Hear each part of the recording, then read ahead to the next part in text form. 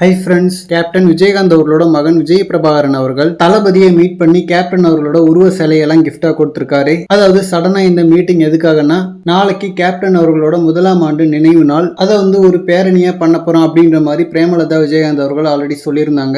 And also AIADMK திமுகன்னு சொல்லிட்டு யாரு வேணா வரலாம் அப்படின்ற மாதிரியும் சொல்லியிருந்தாங்க.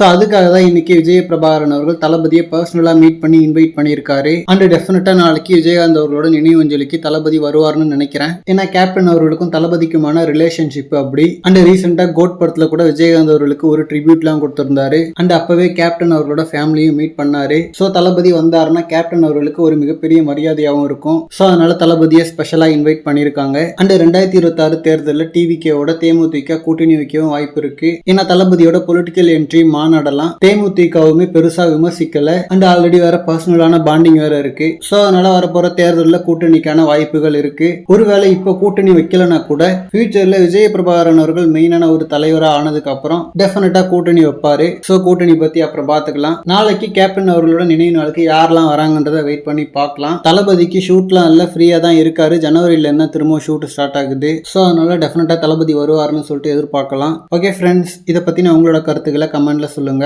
அண்ட் இந்த மாதிரி தளபதி பத்தின ஹாட்டான அப்டேட்ஸ்க்கு நம்ம விஜய் ஃபோர்ட் சேனலை சப்ஸ்கிரைப் பண்ணுங்க. தேங்க்யூ.